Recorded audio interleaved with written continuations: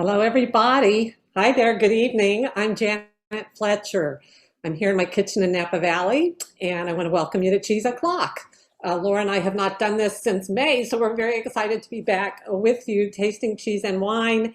And you are in for an hour of some really delicious cheese and wine, I have to tell you, with me and my colleague Laura Werlin and our two special guests, Caroline Hostetler from Quality Cheese, joining us from Florida, and Elise Terlato of Trilotto Wines, who's joining us from Chicago. So with that, I just want to say that I am a cheese and cheese writer, a food writer. I published the Planet Cheese blog and have written several books on cheese, and I'm just delighted to have you all here with us. And with that, I'm going to turn it over to Laura to get Cheese O'Clock underway. Hi, everybody. Yes, it's really exciting to be back again, right here where we started, right here in our chairs virtually. But Cheese O'Clock brings cheese and wine to life, and that's all. That's what matters. So yeah, I'm the author of several books on cheese, and of course a co-host of Cheese O'Clock. But I do all kinds of cheese and wine pairings. That's primarily what I do.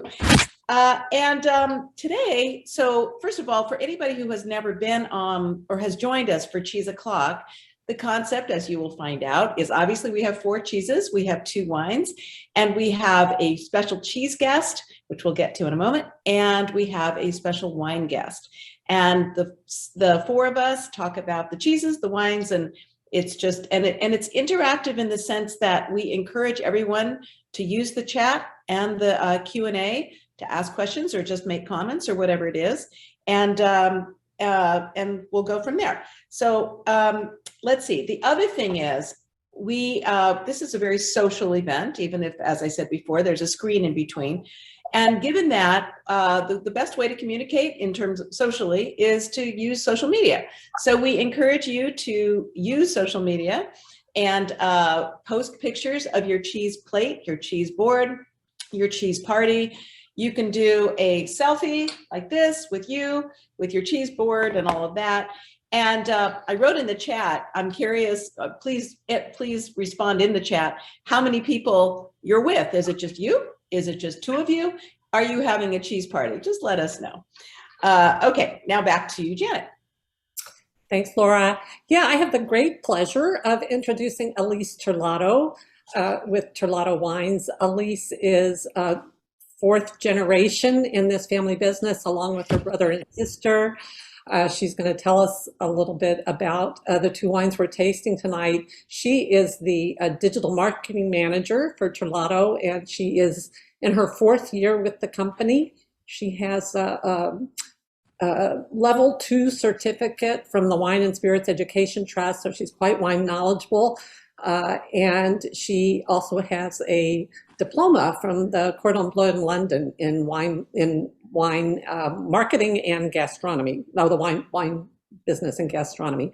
So Elise, I'm just delighted to have you here. I knew your grandfather. He's been here for dinner several times. I know your grandmother, so it's really fun for me to meet the next generation. And just, I have a feeling, Elise, are you there, or you look a little stuck? Yeah, I don't know if you're able to hear us. Hear me? We can hear you. Okay. Yeah, we get the audio. So yeah, please tell us a little bit about Trilotto Wines and what we're about to taste tonight. Yeah, thank you so much, Janet, and thank you guys for having me here. It's a pleasure to be here. Just to give some history and background, Trilotto Wines is a multi-generational family-owned company. As Janet said, I'm the 4th generation.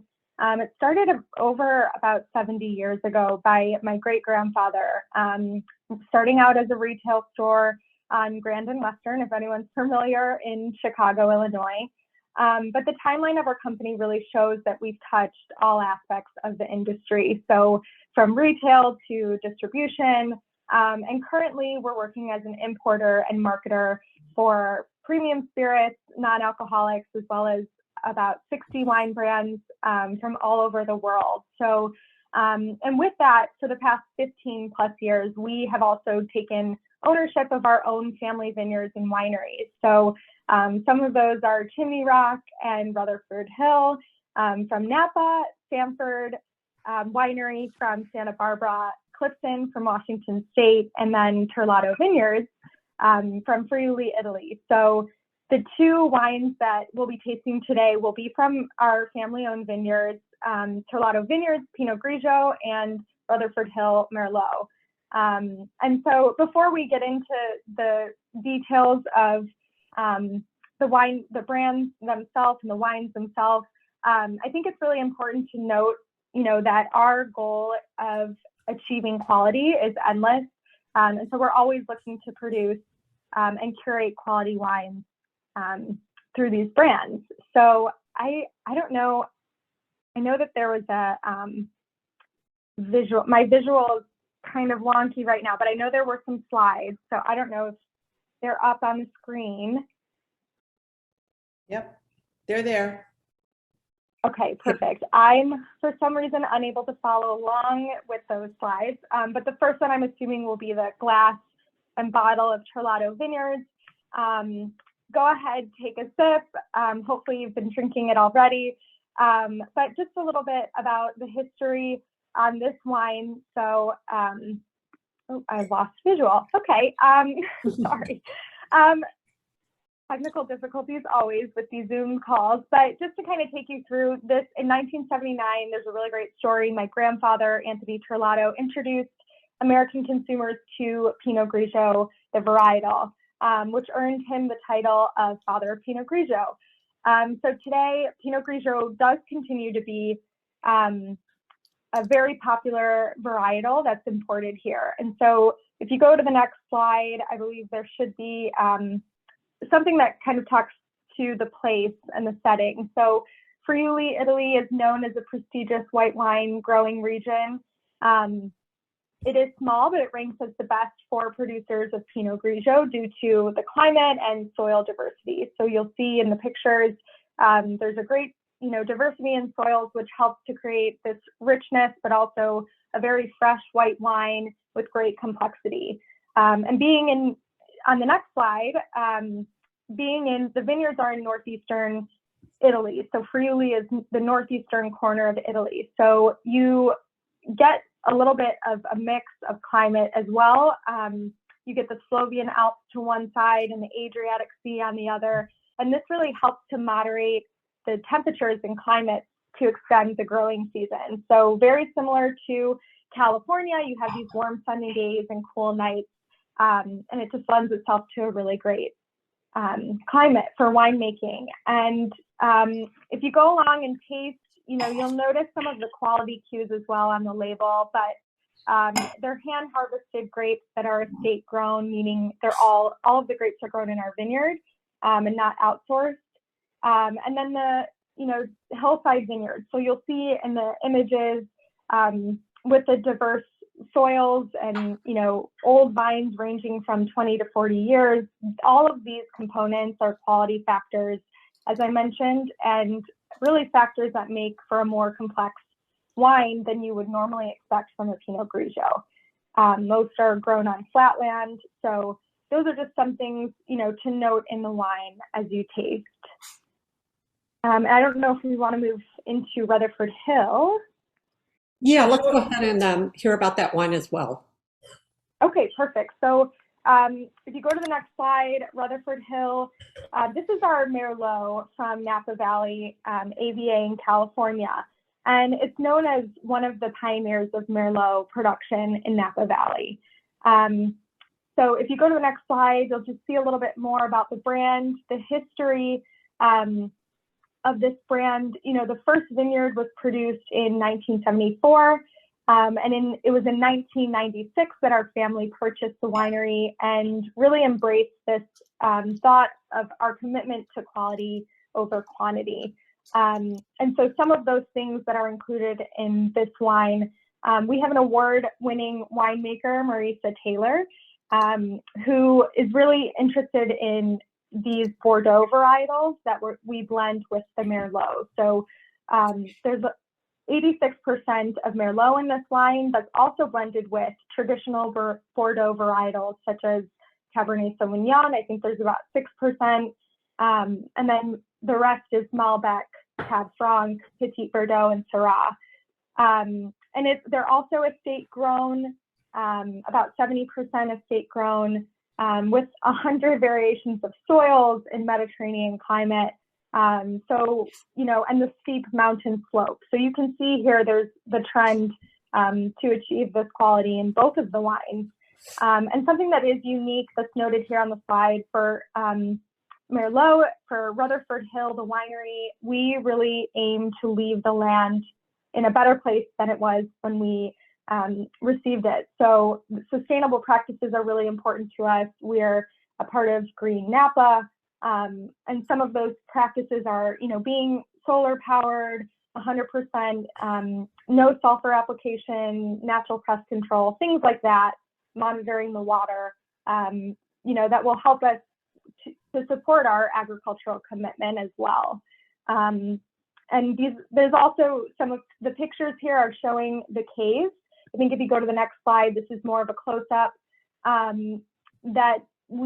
That's also part of the sustainability, is having the cave aging for natural cooling systems. So that's really our trademark here at Rutherford Hill, that the caves are definitely something that people want to go see, and it seems like a more natural experience. That's good job, Elise. That was not easy to narrate slides that are not in front of you. I'm impressed. I'm sorry you can't see me right now. I'm sorrier for you. Well, with that, I think I will introduce our cheese guest. She is her name is Caroline Hostetler. She's the owner of Quality Cheese, based in Florida, but it's a Swiss cheese importer. And no, it's not necessarily the Swiss cheese that you're thinking of that comes sliced in the deli section. This is very, very different. Caroline was a food journalist and then came to the US in 1996, but missed her Swiss cheeses because she is Swiss. So she came back armed with some of her favorites, met with chefs in New York and New Orleans and San Francisco and a couple of other cities, Chicago.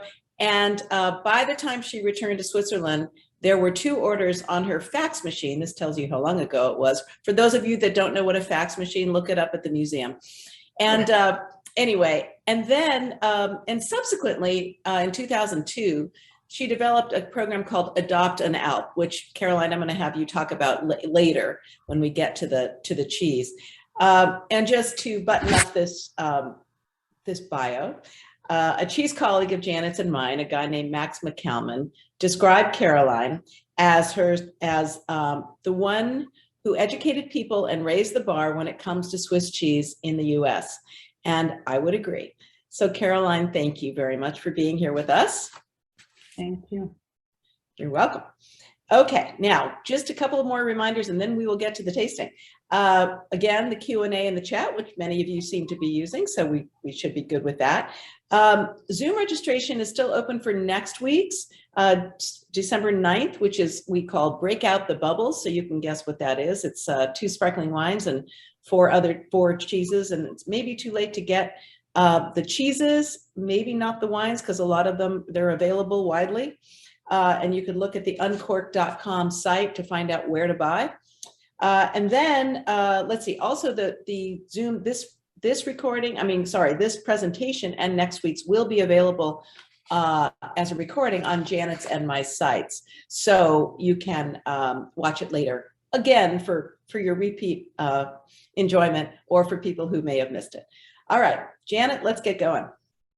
Yeah, time to taste. But first, I want to add one little thing, which is that I am going to, as soon as this is over, put some more inventory back in my online site for next week's tasting. So although I won't be able to get the cheese to you in time for the tasting, if you want to participate, you can still order the cheese, you can still order the wine, and because we're recording it next week, you can watch it, you know, a few days later when your cheese and wine shows up.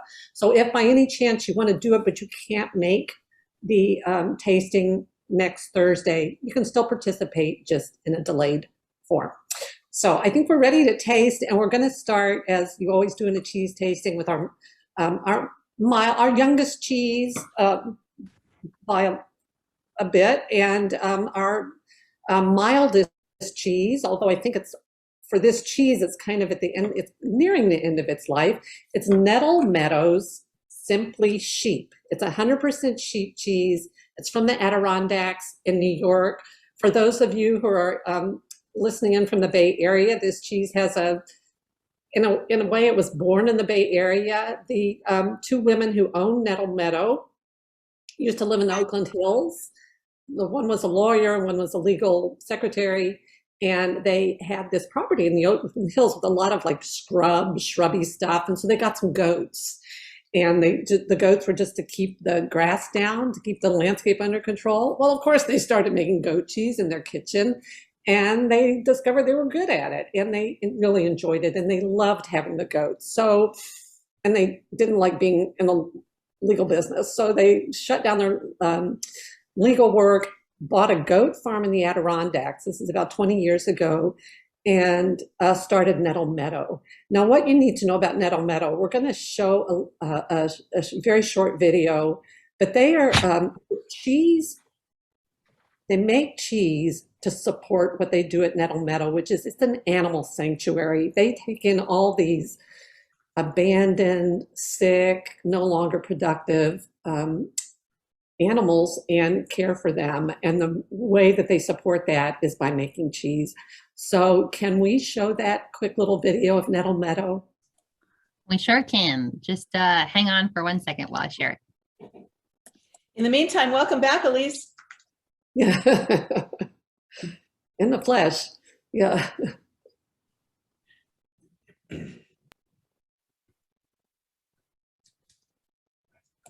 Okay, are you guys seeing the screen? Yeah. Okay, let's go for it. Hey folks, here's a shout out from Nettle Meadow Farm, where we're making so much cheese still, and we hope that you'll help us eat all of that cheese. We've donated so much to our local food banks, but we're hoping that our customers will purchase from their favorite internet retail outlet or local cheese store, and remember that Nettle Meadow logo and all of these beautiful sanctuary animal faces the next time you shop for cheese. So as you can tell, that was filmed early in the pandemic. They actually donated $100,000 worth of cheese to the food bank because all their accounts shut down and they couldn't sell it. So, but they're back in business, and they're making this cheese. There's just almost nothing like it in the US. First of all, we have very few sheep cheeses. We have very few bloomy rind, this Penicillium candidum rind, this style of sheep cheese in the US. This cheese has a Penicillium candidum is what they add. It's a mold they add to the milk to make this rind form, like a camembert rind. They, at Nettle Meadow, they actually use 2 strains of Penicillium. One strain is to make the rind grow, and the other strain is to make it not grow too much, to kind of put the brakes on. So we're going to slice into it, and I think you're going to find a very luscious piece of a very luscious, creamy, kind of mushroomy cheese. Now, the thing to know is they have almost no sheep milk between October and December. The sheep really, really slow down. This is a cheese they normally make about once a day. At this time of year, they're making it well, she was surprised we could even find it. They make it, they've made 5 batches in the last 60 days. So it's a rarity. We're lucky to have it. And it's probably, they released it at 2 weeks, but the owner, Sheila, told me she doesn't think it tastes like much until 30 days in, 40. She likes it between 45 and 90 days. And I think we're kind of there. I think probably this is at least a 45-day-old cheese, and you can tell because the rind is starting to get some coloration on it. If you like cheeses stronger in flavor, that's a good thing. So I'm going to cut into mine. And the other thing about the sheep milk at this time of year, there's not very much of it, but it is super, super high in fat and protein. It peaks in fat and protein at this time of year. And so it's really well suited to this type of cheese. So yeah, the rind is nice and thin. I like seeing that. And I was kind of expecting it to be a little, I don't know what I expected. I thought it might be a little more like a triple cream, though it's not a triple cream. No. Real mushroom smells.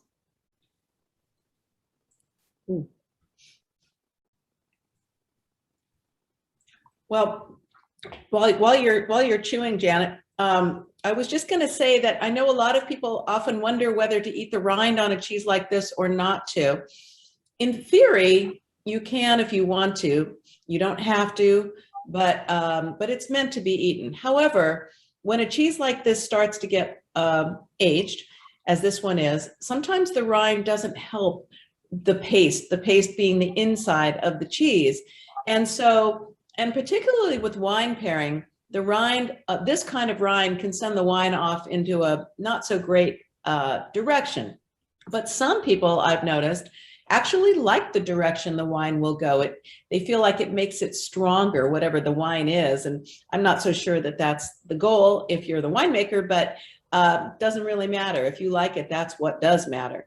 In this case, because it's interesting. So I opened this cheese, I took it out of the refrigerator quite a while ago because when I tried it earlier today and it was the rind was very, what we call ammoniated. It's just almost smells like ammonia. That a lot of that, since being out has blown off. So I find the rind not so pungent as it was, but it's definitely different and almost a little chalky as compared with that really luscious fudgy paste. So it's kind of up to you is the bottom line with the rind. And I'd be curious, Janet, what you think about the rind, and Elise, what you think about the cheese with the wine, both with the rind and without it. I'm finding the rind perfectly edible, perfectly delicious. And I've had my cheese out for hours, and so I didn't. Any ammonia smell is blown off. I am loving this cheese. It's not. I don't find it ammoniated. I don't find it bitter, which this type of cheese sometimes can be. Here's something I almost forgot to tell you that I was so surprised to learn. This cheese is coagulated with thistle rennet. Not with animal rennet, not with what we call non-animal rennet or vegetable rennet. This is coagulated with thistle rennet. It comes from a plant in the artichoke family, the cardoon. When they flower, they take the stamens and they extract a compound that can coagulate milk. This is a very, very old practice. It's mostly done in Spain and Portugal with sheep cheeses. And I was so surprised to learn that Nettle Meadow is doing it. It usually creates a kind of cheese that becomes soupier as it ages. That's not happening here. And sometimes it can leave a bitter taste, but I'm not picking up any bitterness. Caroline, do you get any bitterness in this cheese? I think I have a piece here that is much older than yours, much more aged.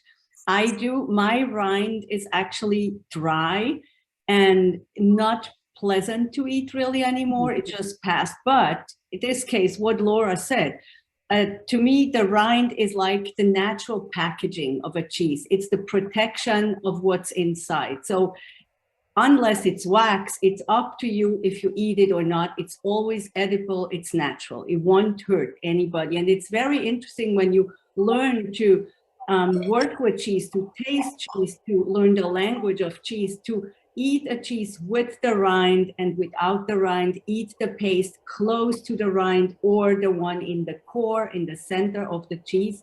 So here, to me, my cheese actually is getting runnier. Mine is close to a torta now and to Portuguese, beautiful, de casar, let's say from Spain. It's a rich, buttery, and it does reflect almost like green asparagus flavors. It's very pleasant with the Pinot Grigio for me. Elise, what are you thinking wine-wise? What are you enjoying? Whoops, we don't have her audio. Are you muted, Elise? I think she's muted. There you go. Now you're not. Can you hear me? Yes. Now, yes. Okay. No, I agree with Caroline. First of all, this cheese is amazing. I keep eating it. But I think that it's interesting. I would say the Trilotto, the Pinot Grigio goes really nicely with it. My rind is similar to yours, Janet, where it's still tasting okay. And I tried both with the rind and without it.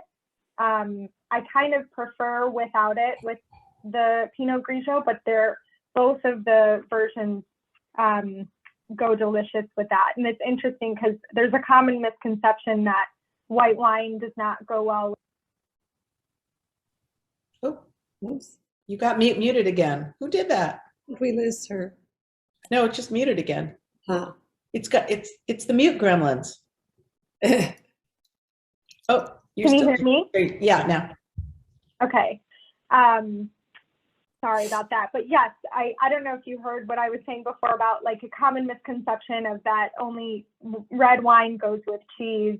But this is a really good example of how white wine actually provides that freshness that you have with maybe a creamy cheese. And there's a really nice complexity there that balances out, I think, between the wine and cheese. Did you try it with the Rutherford Hill? Yes, I tried it with the Rutherford Hill. I think it's wonderful with the Rutherford Hill. I would drink it and eat them together. But I think what I'm experiencing with the Rutherford Hill is that it maybe the fruitiness in the Rutherford Hill doesn't shine as much. So it doesn't feel like it's emphasizing the wine the way that, it maybe should. Got it. Okay, I think we better move on, or we're never going to get to the well, not the encore, but the finale of Caroline's cheese. All right, so the next one is I have to laugh because somebody in the chat said one of the cheeses is quite odoriferous, and I can tell you that it is the next cheese, which is called Kabula Mancha. This is a cheese made in Maryland, a famous cheese making state, I might add. And when they started, Pablo and Mike are the owners. And when they started, they had their own goats. This was back in, I think it was 2002. And, but back then in Maryland, making unpasteurized cheeses was illegal. So they had to make pasteurized cheeses, which they've been making ever since.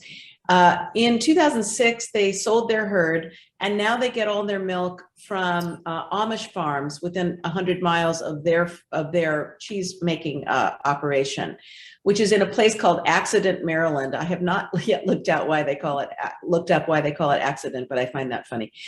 Anyway, Pablo, I think, is just one of the best cheesemakers in America. And this cheese, Kabula Mancha, they say that they kind of modeled it after Basque cheeses. Basque cheeses are sheep's milk primarily, but yet it's called Kabula Mancha, which is maybe on the Spanish side of the Basque region. And it's a washed rind cheese, which means that it gets washed or rubbed with a solution of salt and water, a brine, but also special cultures that turn the rind orange-ish, as you can see, and also a little bit odoriferous, or at least a more exaggerated aroma. Now, speaking about the rind once again, this is one where the rind is probably going to overpower the paste, the interior of the cheese. And so as it is, that aroma, everything on that rind kind of gets into the cheese. So you will still taste the strength of that, but it is not as strong as if you taste the rind itself. They use a vegetarian rennet, which is sort of what Janet was alluding to. They don't use the other kinds, microbial it's called. And this cheese is aged about 90 days, about 3 months. So what I would say about this cheese, I haven't yet tasted it, but the one thing about it is that when you get it at your local cheese store, it will probably not be as strong as what we're having today. I think sometimes a cheese like this can suffer in the mail, as it were, and that may not be what's going on. It might just be an older version, because washed rind cheeses get stronger as they age. So I don't really know, but all I want to say, though, is that if it's a little strong for you, which for some people it's like the stronger the better, for other people it's like no, that you should give it another chance. Is what I was going to say. Okay, so I'm going to try it. Jan, have you already tried it? Yes, I have, and I'm loving it. I adore this cheese. I'm seeing a comment from somebody who's saying they think it's too strong to eat, and without tasting your piece, I don't know whether it might have, be from an older wheel. We're not all having cheese from the same wheel. Mine is divine. It is strong. It is stinky, and I love that. But it's not bitter. No. It's full of umami. It's got kind of an earthy taste. I definitely am eating the rind. It's stronger at the rind. It's a little more almost kind of smoky, bacony at the rind. I found it was hard on the red. I really didn't think it was a good friend of the Merlot, but I thought the Pinot Grigio handled it. This style of cheese isn't easy on wine, but I thought the Pinot Grigio hung in there with it and was a pleasing match. Caroline, somebody said they thought it was kind of like a Swiss Tilsiter, which is not I know. But I would not say that, but what I really, really like about this cheese is the texture. To me, this is such a complex cheese. I love the texture has a smoothness to it, but it's still grainy at the very same time in a very pleasant way. I love this cheese a lot. And yes, it is strong. I do think that a washed rind does suffer when it's packaged like it was packaged, like that double layer of plastic. And you can see that the rind has, stopped to grow or to develop in some parts. Maybe there was a label on the top too, but on the side, on the edge, the rind is beautiful. People who think this cheese is too strong, they should give it a try tomorrow again. Forget what you experienced right now. Tomorrow, let it rest at least an hour, better 2 hours, and then you cut off the rind real generously, and you only taste the paste. Washed rind cheeses always have a bigger nose than really the flavor profile. They're usually, let's say, funky to smell, but very lovely and sweet to taste. Generally, if you cut out the inside of a washed rind cheese, that appalls to many people. They would not have an idea that it was a washed rind cheese when you only serve on the paste. So Taleggio, all these nice examples, and Epoisse, all washed rind cheeses that you could feed to a baby. So sweet and so creamy. Yeah. This is beautiful. And I was just going to say, so again, this cheese has really, I took these cheeses out quite a while ago. It has really benefited from breathing outside of its packaging, as cheeses will. Also, I just want to point out, I used a cheese plane for this, and I did. And it's, even though it's kind of I love cheese planes. We haven't talked about that, Jan. Even though it's kind of a squishy cheese, it worked fine. And what that does is that you're not getting, it really allows you to get just a sliver of the paste, of the rind. So when I go down like this, I'm just getting a little bit, it's very thin, but it's also, so it's just a thin piece and then a thin amount of rind too. So it's a great way to kind of start your way in case you're afraid that it just smells so strong that, yes. It really with the corset stuff here. It looks like a torture device there, Caroline. The Swiss don't use these. I heard it from Caroline herself yesterday. They don't use these because you don't get enough cheese. They like their chunks. So these are really more like the Dutch use them, the Scandinavians use them. But I like a cheese plane myself. I think we've lost Elise. There she is. Okay.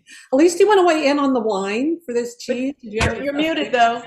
You're muted. Muted. Elise, you're muted. Can you hear me? Yeah, now we can. Sorry.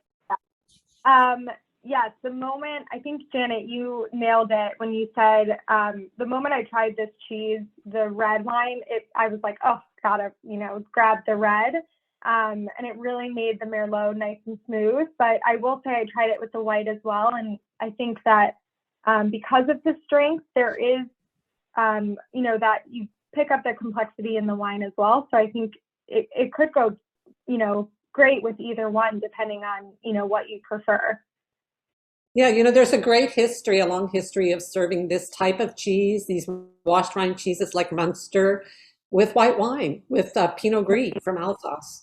So although Italian Pinot Grigio is a little different, it's it's the same grape, and I think they work with these washed rind cheeses. Anyway, I love this cheese, and it's so rare. This kind of washed rind goat cheese. It's an unusual style, and I really applaud them for making it. And also, I just want to say one other thing when it comes to cheese and wine pairing. Well, I say cheese and wine. I bet Elise says wine and cheese.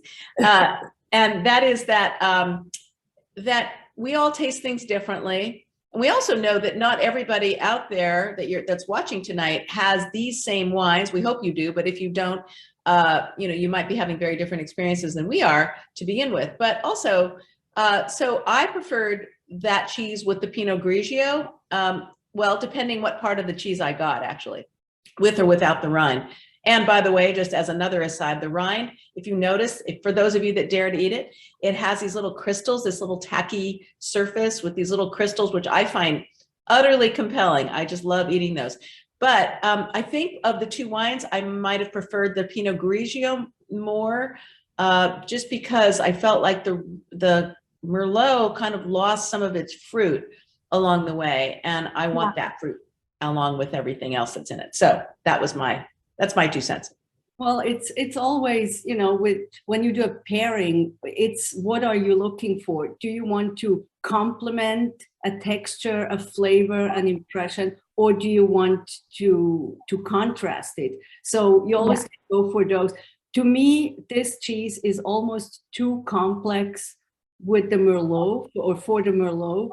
I think the acidity, the brightness of the white here is perfect with it. It kind of breaks that complex thing. It makes you think less and just enjoy more, And with Merlot, I think it's too heavy, guys. Even though Merlot is not heavy, but it's two really complex things coming together, and none is shining at its full potential. I think I prefer the white with this.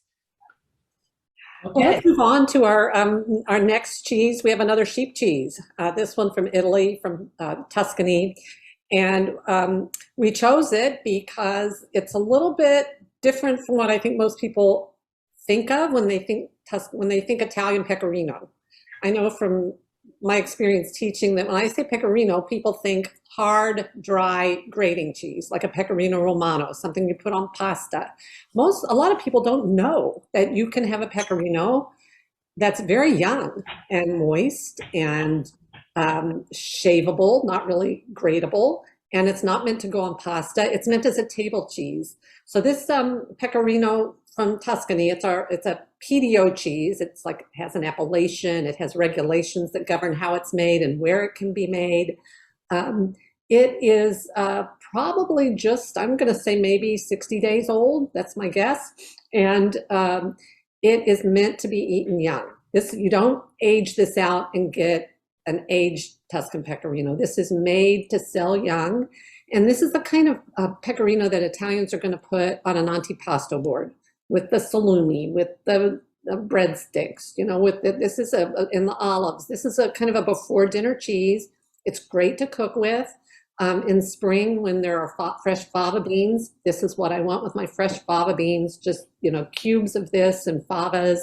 It's going to be mild, and it's going to I hope, have that kind of sweet, buttery sheep taste. So let's give it a try. It has just the thinnest kind of rind.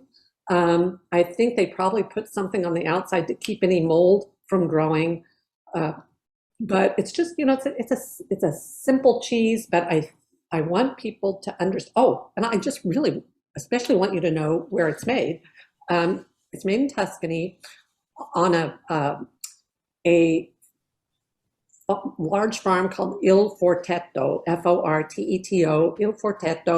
Il Forteto is a place I have dreamed of visiting for many years. It got started almost 45 years ago by several, like half a dozen young men right out of college who were kind of the hippies, what we would call hippies in those days. They were very progressive. They wanted to kind of start a commune.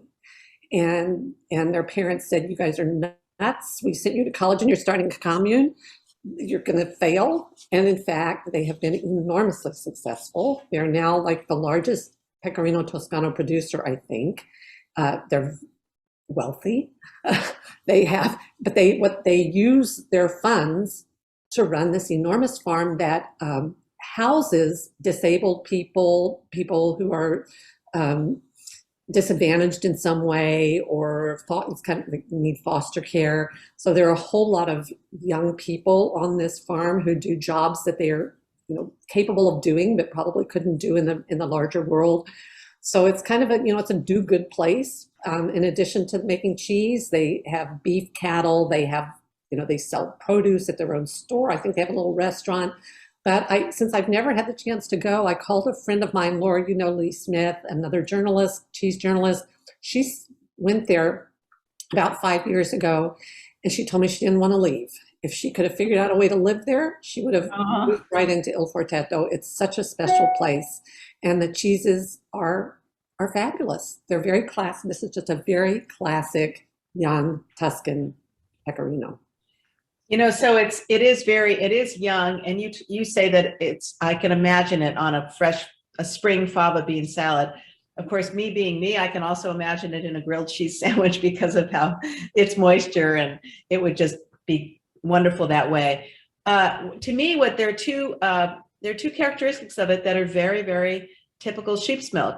One is there's a distinctive tang, and the other is just for lack of a better word, a sheep's milk flavor. There's something that's very savory about it, not barnyardy, not gamey, but there's a sheepiness to it that just is very distinct from cow's milk, which tends to be at this stage a lot more mild and maybe less assertive, or not assertive, but less flavorful, I would say, than this is. And anyway, this is really a very compelling cheese. It's sort of, you have to kind of let it speak to you. And when it does, you realize there's a lot more complexity going on than you might think at first, or at least that's what happened to me. I want to say, tell people a little tip. This just came out of vacuum packaging. It's was suffocating. So if you have a cheese plane, or even just a table knife, shave the outside just a little bit, shave it off, and you are going to get rid of that outer layer that's a little bit stale, a little bit oxidized, and you're going to reveal a whole new, fresh aroma in this Especially cheese.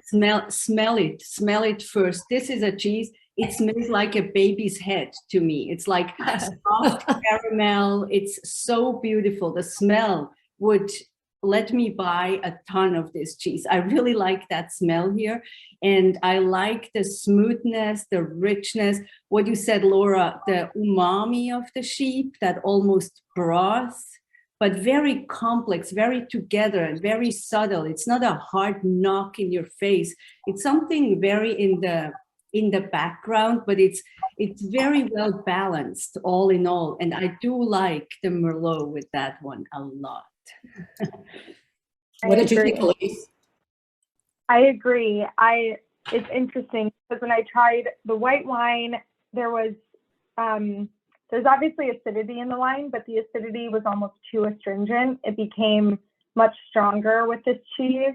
And I agree with Caroline, the umami in the cheese goes really nicely with some of those fruit, full, rich flavors that you get from the Merlot. Yeah, just imagine yourself, your friends have come over for dinner, you've made a beautiful board with your salumi and your olives and your pecorino, and I think either of these wines can work, but to me it's a little more pleasing with the Merlot. We're getting into kind of red wine territory. Just to clarify from some of the comments I'm seeing in the chat, this Il Forteto also makes a Pecorino Toscano stagionato, which means an aged one. but the recipe's a little bit different. The process is a little bit different, but that cheese is going to be more, more firm, more nutty, more intense, and definitely a table cheese as well. Not something you would grate on pasta either, as far as I'm concerned, but a more intense experience. So, and definitely a red wine cheese, if you ask me. So. All right. Yeah, Jan, Oh, I have to say I was a culprit of I never thought that pecorino could be soft. So I was one of those people that you were referring to before. I've only ever had it like over pasta shaved. It's really interesting to see this other, version of it. Yeah, it's great with I use it a lot in pasta, or like you're making a baked, like a Right, lasagna. It's great with baked pasta dishes. I think we need to leave a lot of time for Caroline, because I know she has so much to say, and I can't wait to hear from her. So so Caroline, tell us about Hockey Brig, and also somewhere in here, if there's time, I think it'd be interesting for you to share what Adopt an Alp is all about. But let's talk about the cheese first. Yeah, so Hockey Brig, the last cheese on your plate. This is basically, the name refers to the name of a mountain that basically starts or has its feet at the edge of that village where the cheese is made. The cheese is made in an independent little village dairy, which nowadays in Switzerland, like around the world, they are disappearing really, really quick. So I have big respect, and I try to support people who want to stay independent, don't get bought up by bigger companies. These people still do this, they fight hard. Hockey Brig is a raw cow milk cheese. Like 85% of Swiss cheeses are made of cow milk. It is crafted in the style of a traditional Gruyere. Of course, it's not made in that area. It's not an AOP cheese. It's not a Gruyere by any means. It is only about 8 kilos, 15 pounds, as opposed to a Gruyere that is about 75 pounds. But basically, the recipe is the same. The technique is the same. The cultures are very similar. Because the cheese is a much smaller format, it will age much faster. Hockey Brig is at its best between the age of 8 and about 12 months. And the big difference in the making is that Hockey Brig gets washed with a white wine instead of a regular salt and water brine. So this adds a little sweetness to the cheese. And you will see the flavor here is very complex. This is more now a cheese that the one we had before, that Pecorino, that Elise said, I didn't even know these cheeses exist. That's a wonderful experience. I see often that people want to go for extremes. They come to a market and say, what is your strongest, your stinkiest, your saltiest, your sharpest? And I love cheeses like the last ones that are so subtle that you have to notice them. They wake you up in the way that I have nothing loud to me, but I have all these little things that make me so beautiful. So the Hockey Brig is a little bit the opposite of what we had before. This one is very sturdy. It's balanced still, but it has a sharpness, it has the salt, it has the sweetness, almost a little bit of a smokiness, and then that fruit slightly. So it's a very complex cheese. What I also want to say about this cheese, people put my name together with Rolf Behler's name. Rolf Behler is one of the few Swiss affineurs. He is certainly the most provoking of the Swiss affineurs. He is a big ambassador for raw milk products. He is a person who does not tolerate any compromises when it comes to the milk type, the quality. Is a very consequent and a very outspoken person. He will split people into either this or that, black or white, good or bad.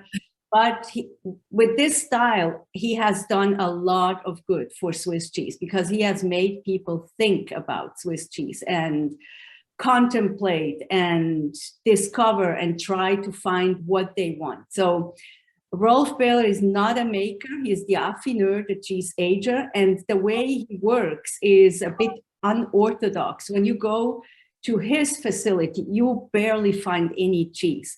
What he likes to do is work closely with cheese makers and see what they do, how they do it. And then he will find people that work with him in the way that he says, you know, we should make a cheese that blah, blah, blah. And the cheesemaker maybe says, well, that's, I don't know if that will work. Then he goes on and he finds someone who will work with him. So he collaborates. He is the thinker and the tinkerer and gives the ideas. He designs his dream cheeses. And then he finds partners who work with him. Hochhybrig is a classical and probably one of the first ones of those products that Rolf thought, you know, Gruyère's, it's a lot of space and a lot of aging time and a lot of work, manpower and so forth. And so Hochhybrig is a very easy to handle, easy to love, very versatile cheese, does great with in the kitchen as a table cheese. It melts wonderfully. And that is, yeah, that's what Rolf Behler loves to do. He also is a big proponent of not bringing cheeses out of their birthplace, the facility, the cheesemaker's place. So he will go to the cheesemaker once a week and then maybe every other week when the cheese gets older to check on the cheese and to talk and discuss with the cheesemaker, okay, at what stage is it? What should we do? What's going well? What's not looking so good? What can we change? So he is very, very unorthodox. He comes from a different side, and that's good because that's what he wants to be. That's who he is. So when you go to his cellar with people, you usually have to say, okay, we stay here 15 minutes and drink a nice glass of champagne and then bring us to the cellars, please, because people want to see him and cheese. Well, should we look at your, I know you brought some images for us. Should we take a look at those? Sure. Yeah. So here, that is basically the cow. I started with this slide because that's where cheese really starts. It's in the pasture, it's in the soil, in the grass, the biodiversity. Look at all the flowers and grasses you see here. So this now is an image from up in the Alps. And the big difference when we talk about the Alps and the valley pastures is you have a biodiversity that is completely different, that will immediately change from day one on when an animal goes up on an Alp for the summer for transhumans to take advantage of those higher elevations, the summer pastures. You have about 150 different grasses, herbs, flowers that these animals munch on and feed on all day. There's no added nutrition. There's no power food or whatever pills. That's all they have. And their metabolism changes from day on. And the composition of the milk from day 3 on is completely different. And it's in a way that we call it functional food in the end. They have the ideal ratios of omega-3 and omega-6. They have much more fat, much better fat, all of these wonderful things. So that's where Alp cheese starts. Next slide. Slow. Do we have it? Yeah, there we go.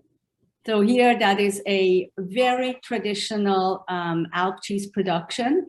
She is about to lift out the curd in that copper cauldron that was warmed, heated up by an open wooden fire. It's a beautiful, very traditional. She will have a helper for the next step to take the whole thing out. Not every production in the Alps is like this. There are state-of-the-art little modern facilities. Most of them are in between this and the very modern, but still it's a tradition that's kept alive and that is very important and dear to me because it keeps a whole lifestyle and our beloved Alp cheese alive. If these people don't do this anymore, if they don't see the sense anymore, the value, if we don't respect and value them anymore, then there's no reason to go through all the hassles and struggles they go to move with the whole family for 3 or 4 months, and they will just sell their milk to a big company, and we get uniform cheeses, maybe half of the kinds that we get now. So that would be very sad. So let's fight against that. Right on. Next one.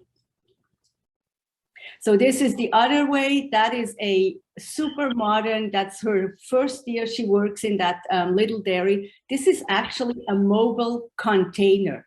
When you see from the outside, it's like a Lego block, and it's a mobile dairy, standards of the highest levels, and it can be moved. They move these containers up to Alps where people cannot afford to renovate the dairy, or they don't have a dairy anymore because a father or grandfather gave up making cheese, and they just brought the animals up there to get healthy animals for the meat. So she, after this, the summer season on the Alp, a helicopter brings down this cubus of her dairy and puts it next to her farm down in the valley, and she makes cheese year round. Of course, she only makes Alp cheese when she's up there.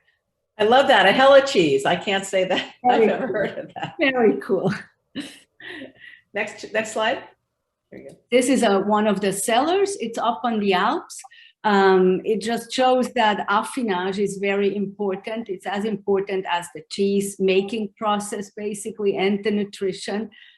This is a very innovative little cheesemaker who makes those cheeses in the net. The Knobbel, he calls it, a very Swiss name for basically a knot.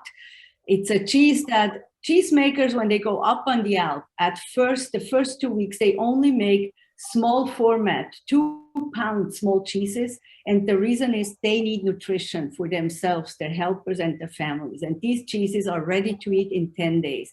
He found out that if he puts them in this shape as a ball and in a net, he does not have to wash them and turn them. They just age beautifully as it is. So he is smart. But he also makes Alp cheese. Next. I want to try that, making that. Oh. And this is just what I said, the tradition, you know, going on the Alp, transhumans, everyone who's interested, who is listening here, you can call me, email me anytime. I'm very happy to talk about this. But what I want to show here is that it's also a social part. We talk about cheese and about tradition and cows and soil and cheesemakers and rennet and all these nice things.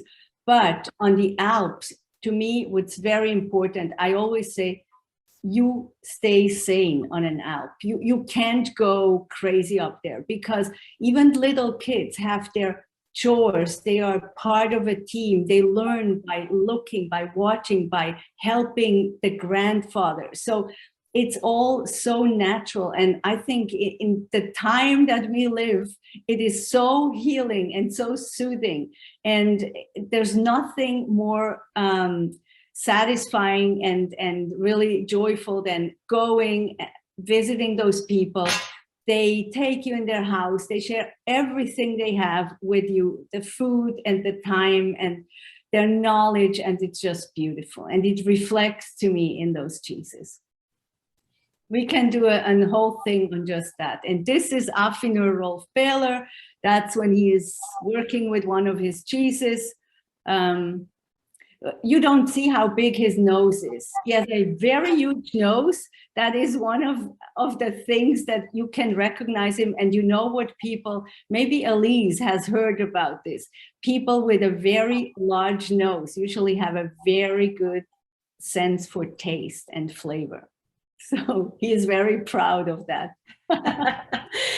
Wow. That was just a short thing. Ask me questions. If you, I don't know. Well, what let's- else. Wonderful. That's Thank you. yeah, that's terrific. And as is the cheese. I mean, again, the rind has an impact on the paste. Oh yeah. But one of the things about the paste is that well, I have a question about it, but it also has like little crystals in it, so which is a function of age, of course. And so I read that hockey brake is traditionally 8 months, but that you choose to age it longer. Is that standard? Is that what you do always, or not necessarily? No, yeah, our hockey brake is, I would say, at least 10 to 11 months. And Okay. yeah, and it's just, you know, even with the travel and everything, we never pull it before 8 months. That would be a badge that someone cannot explain why was it as far as it is, like when it's 6 months. No, usually it's at 8 months. We start looking at them and then we pull them. But often by the time they are here, they have 11, 12 months to them. And Elise, what did you think of the cheese, and what did you think of it with your wines, or with the uncorked wines? I'm not allowed to choose favorites, but this is definitely my preference. I would say this is my favorite cheese. And I could drink it, I could eat it with the Pinot Grigio, but I absolutely loved it with the Merlot. I felt like this was the salty to the sweet comparison, where you have this really nice, you know, saltiness, powerful but not overly powerful, and it goes really nice with, you know, the berries and the fruit in the Merlot. I really enjoy this comparison together. I'm with you on that. I think that I could be wrong, but my guess is that in the Alps, they might drink this with a more oxidized white, but I could be wrong. I don't know, Caroline, is that the case or not so much? We, in Switzerland, most people here don't know, but there are a lot of really, really cheese-friendly white wines in Switzerland. Like Chasselas is one of the classics, really, and really a lot of white wines go well with all kinds of cheeses. I mean, you can break the fat, you can, you know, do a contrast. So they don't drink a lot of wine in the Alps. They drink their schnapps in the morning after breakfast. Way to start the day. And it's called cleansing. But, you know, it's honestly, it's a matter of how do you bring goods up there? So you go for the basics, for what's really fundamental, firstly. And then sometimes you have visitors, or you have a family visit on a Sunday when you do the bare minimum and they bring some wine and then they enjoy it, yes. So I know that, I mean, I would love to hear from you and Elise for about another hour, but I know we've already gone over our time.